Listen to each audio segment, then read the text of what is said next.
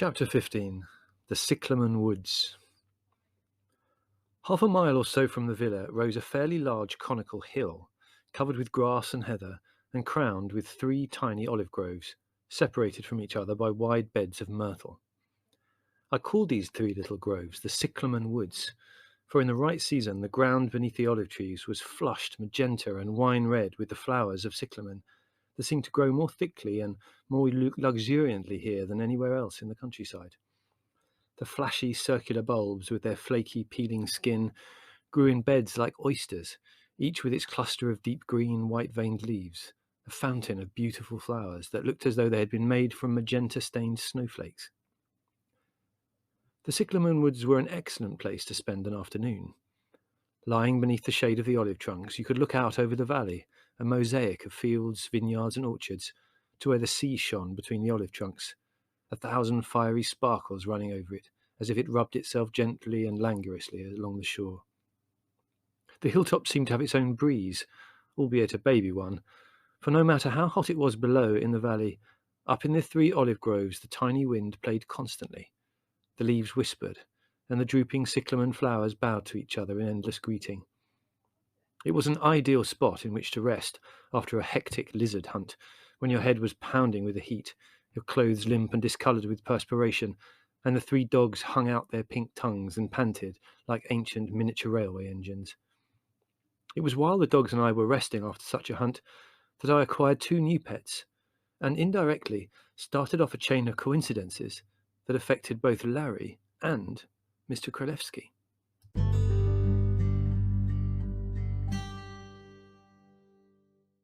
The dogs, tongues rippling, had flung themselves down among the cyclamens and lay on their stomachs, hind legs spread out, in order to get as much of the cool earth against their bodies as possible.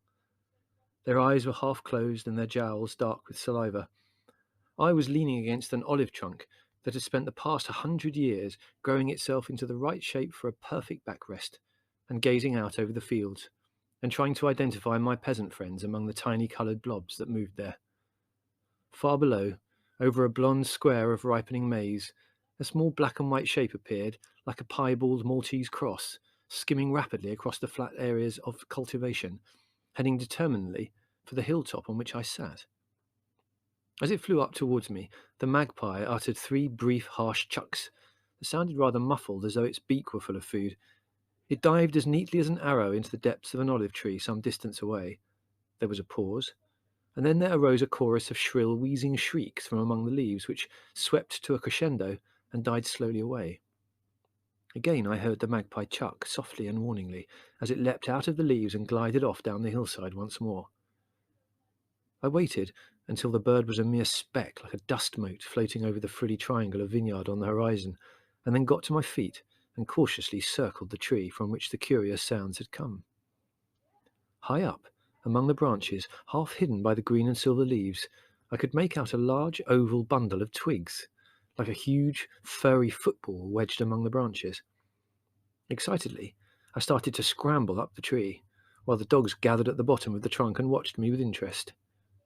When I was near to the nest, I looked down and my stomach writhed, for the dogs' faces peering up at me eagerly, with the size of pimpernel flowers. Carefully, my palms sweating, I edged my way out along the branches until I crouched side by side with the nest among the breeze-ruffled leaves. It was a massive structure, a great basket of carefully interwoven sticks, a deep cup of mud and rootlets at its heart. The entrance hole through the wall was small, and the twigs that surrounded it bristled with sharp thorns, as did the sides of the nest and the neatly domed wickerwork roof. It was the sort of nest designed to discourage the most ardent ornithologist. Trying to avoid looking down, I lay on my stomach along the branch and pushed my hand carefully inside the thorny bundle, groping in the mud cup. Under my fingers, I could feel soft quivering skin and fluff, while a shrill chorus of wheezes rose from inside the nest. Carefully, I curved my fingers around one fat, warm baby and drew it out. Enthusiastic though I was, even I had to admit it was no beauty. Its squat beak with a yellow fold at each corner, the bald head and the half-open and bleary eyes gave it a drunken and rather imbecile look. The skin hung in folds and wrinkles all over its body, apparently pinned loosely and haphazardly to its flesh by black feather stubs. Between the lanky legs drooped a huge flaccid stomach, the skin of it so fine that you could dimly see the internal organs beneath. The baby squatted in my palm, its belly spreading out like a water-filled balloon, and wheezed hopefully. Groping about inside the nest, I found that there were 3 other youngsters, each as revolting as the one I had in my hand. After some thought, and having examined each of them with care, I decided to take 2 and leave the other pair for the mother. This struck me as being quite fair, and I did not see how the mother could possibly object. I chose the largest, because he would grow up quickly, and the smallest, because he looked so pathetic, put them carefully inside my shirt, and climbed cautiously back to the waiting dogs.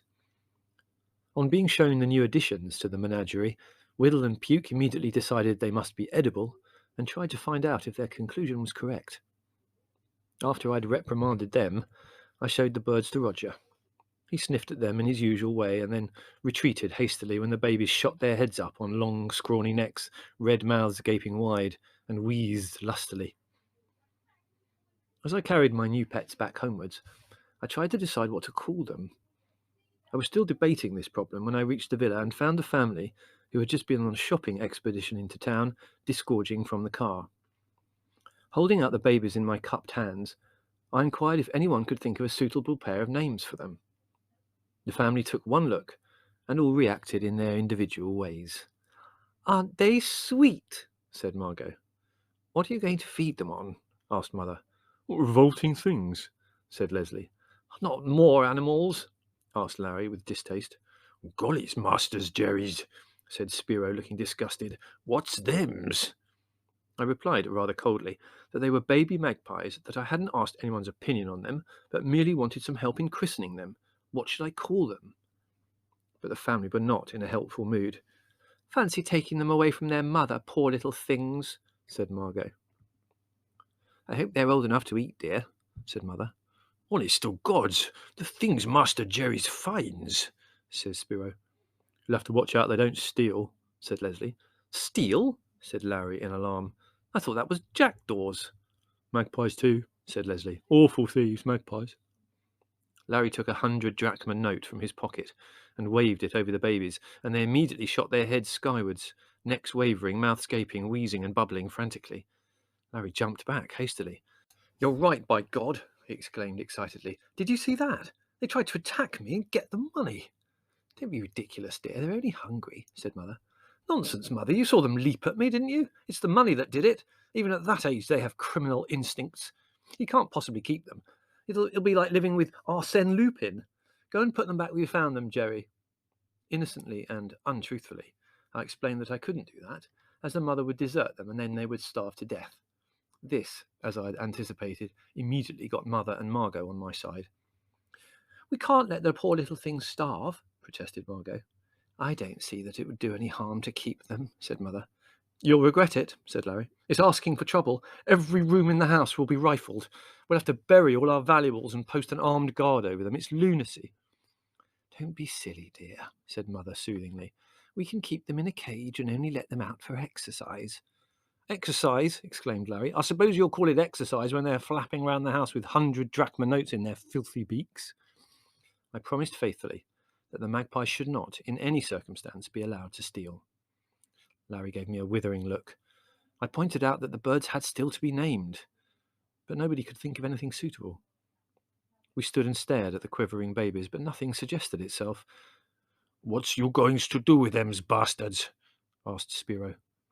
Somewhat acidly, I said that I intended to keep them as pets, and that, furthermore, they were not bastards, but magpies. "What you calls them?" asked Spiro, scowling. "Magpies, Spiro, magpies," said Mother, enunciating slowly and clearly. Spiro turned this new addition to his English vocabulary over in his mind, repeating it to himself, getting it firmly embedded. "Magpies," he said at last. "Magpies, eh?" "Magpies, Spiro," corrected Spargo. "That's what I says," said Spiro indignantly. "Magpies." So from that moment we gave up trying to find a name for them, and they became simply known as the Magpies.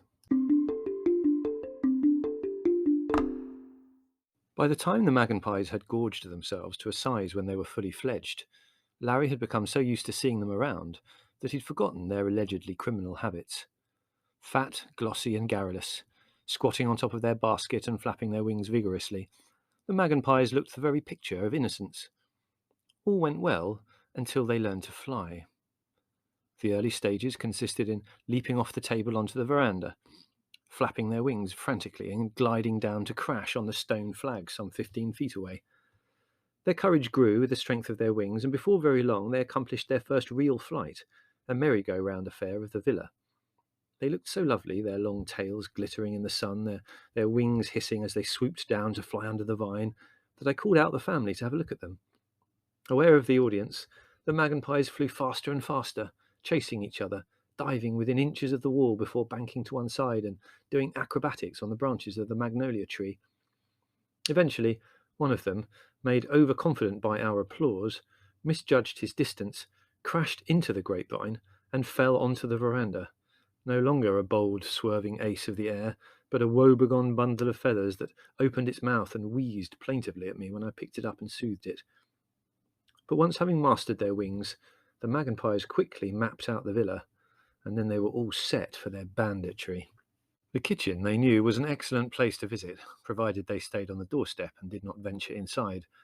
The drawing room and dining room they never entered if someone was there. Of the bedrooms, they knew that the only one in which they were assured of a warm welcome was mine. They would fly into Mother's or Margot's, but they were constantly being told not to do things, and they found this boring. Leslie would allow them onto his windowsill, but no farther. But they gave up visiting him after the day he let off a gun by accident. It unnerved them, and I think they had a vague idea that Leslie had made an attempt on their lives. But the bedroom that really intrigued and fascinated them was, of course, Larry's. And I think this was because they never managed to get a good look inside. Before they'd even touched down on the windowsill, they would be greeted with such roars of rage, followed by a rapidly discharged shower of missiles, that they would be forced to flap rapidly away to the safety of the magnolia tree. They could not understand Larry's attitude at all.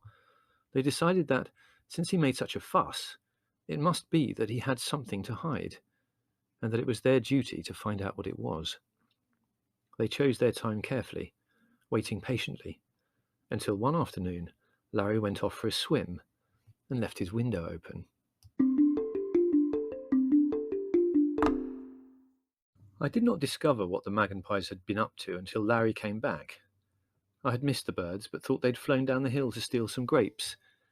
They were obviously well aware that they were doing wrong, for though normally loquacious, they carried out their raid in silence and, according to Larry, took it in turns to do sentry duty on the windowsill. As he came up the hill, he saw, to his horror, one of them sitting on the sill and shouted wrathfully at it. The bird gave a chuck of alarm, and the other one flew out of the room and joined it. They flapped off in the magnolia tree, chuckling hoarsely, like schoolboys caught raiding an orchard. Larry burst into the house and swept up to his room, grabbing me en route. When he opened the door, Larry uttered a moan like a soul in torment. The magpies had been through the room as thoroughly as any Secret Service agent searching for missing plans. Piles of manuscript and typing paper lay scattered about the floor like drifts of autumn leaves, most of them with an attractive pattern of holes punched in them. The magpies never could resist paper.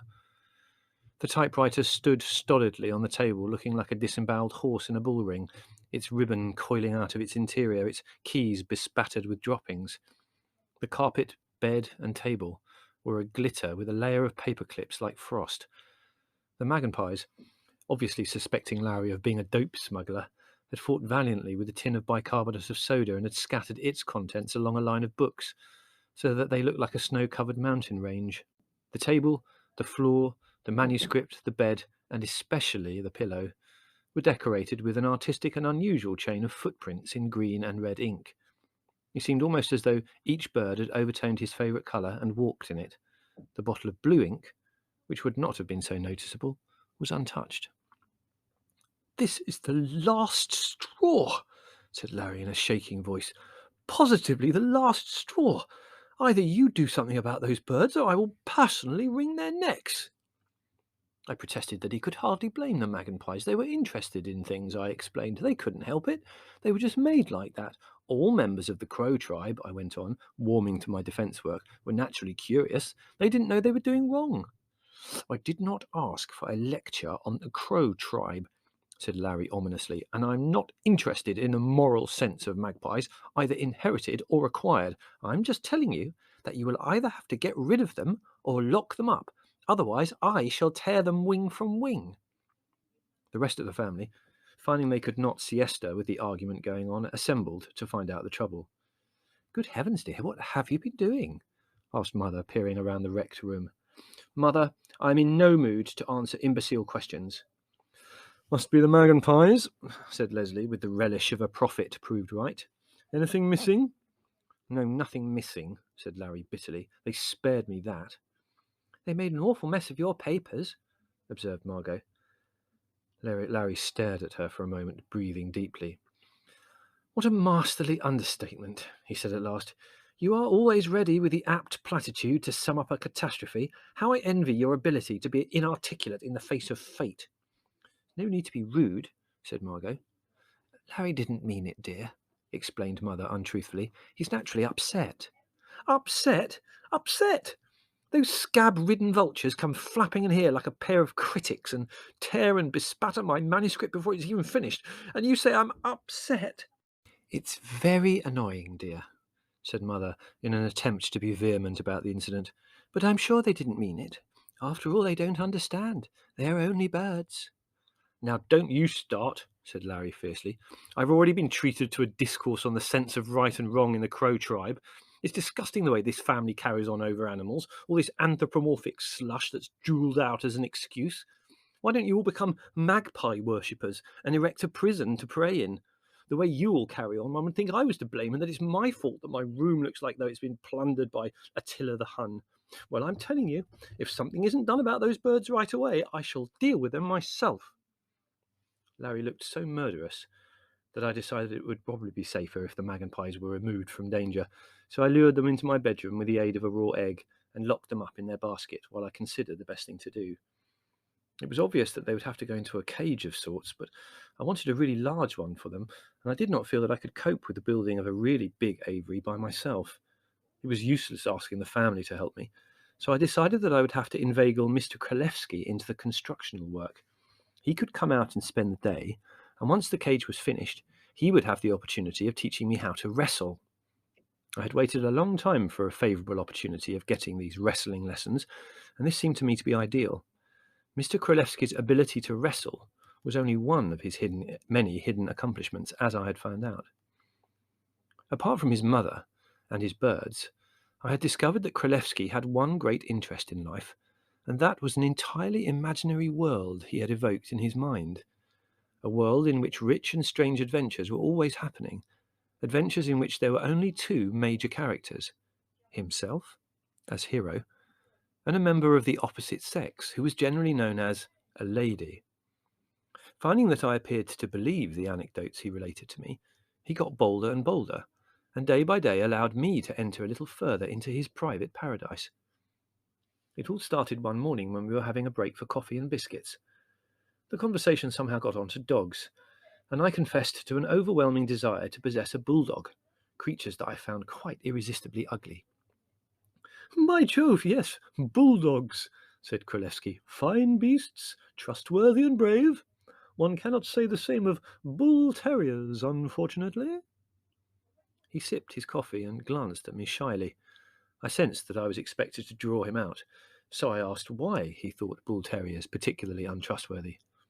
Treacherous, he explained, wiping his mouth. Most treacherous. He leaned back in his chair, closed his eyes, and placed the tips of his fingers together, as if praying. I recall that once, many years ago, when I was in England, I was instrumental in saving a lady's life when she was attacked by one of those brutes. He opened his eyes and peered at me. Seeing that I was all attention, he closed them again and continued. It was a fine morning in spring, and I was taking a constitutional in Hyde Park. Being so early, there was no one else about, and the park was silent except for the bird songs. I had worked quite some distance when I suddenly became aware of a deep, powerful baying. His voice sank to a thrilling whisper, and with his eyes still closed, he cocked his head to one side as if listening. So realistic was it that I too felt I could hear the savage regular barks echoing among the daffodils. I thought nothing of it at first. I supposed it to be some dog out enjoying itself chasing squirrels. Then, suddenly, I heard cries for help mingling with the ferocious baying. He stiffened in his chair, frowned, and his nostrils quivered. I hurried through the trees and suddenly came upon a terrible sight. He paused and passed a hand over his brow, as though even now he could hardly bear to recall the scene. There, with her back to a tree, stood a lady.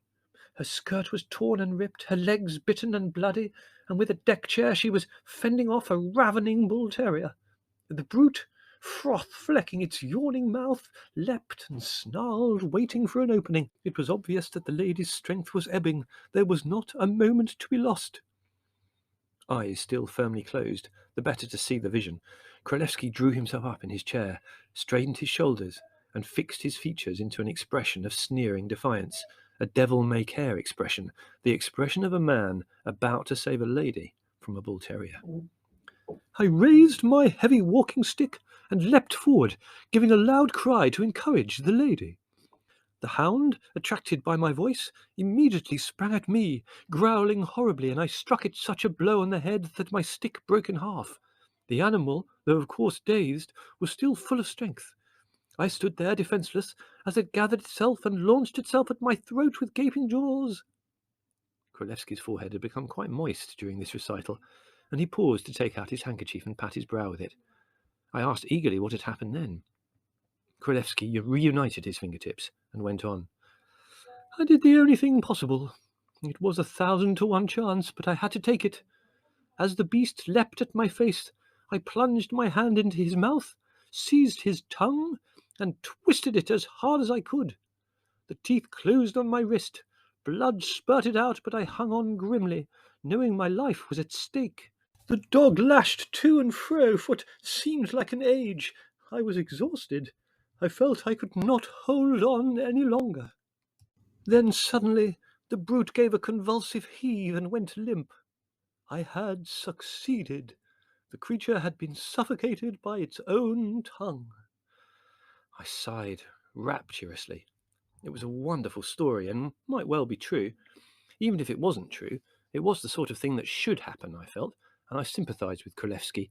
If finding that life had so far denied him a bull terrier to strangle, he'd supplied it himself.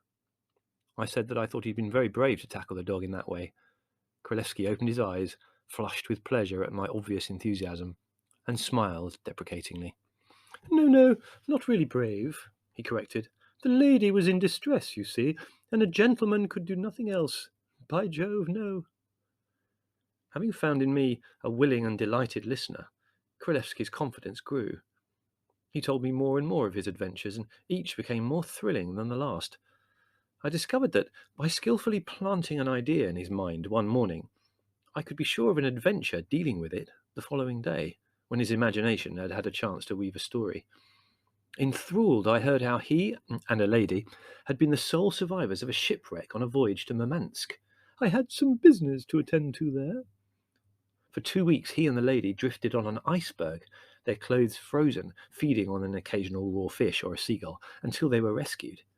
The ship that spotted them might easily have overlooked them had it not been for Kralefsky's quick wit. He used the lady's fur coat to light a signal fire. I was enchanted with the story of the time he'd been held up by bandits in the Syrian desert, while taking a lady to see some tombs. And when the ruffians threatened to carry his fair companion off and hold her to ransom, he offered to go in her place. But the bandits obviously thought the lady would make a more attractive hostage and refused. Kralefsky hated bloodshed, but in the circumstances, what could a gentleman do? He killed all 6 of them with a knife he had concealed in his mosquito boot. During the First World War, he had, naturally, been in the Secret Service. Disguised in a beard, he had been dropped behind enemy lines to contact another English spy and obtain some plans. Not altogether to my surprise, the other spy turned out to be a lady. Their escape, with the plans, from the firing squad was a masterpiece of ingenuity. Who but Kralefsky would have thought of breaking into the armoury, loading all the rifles with blanks, and then feigning death as the guns roared out? I became so used to Kralefsky's extraordinary stories that on the rare occasions when he told me one that was faintly possible, I generally believed it. This was his downfall.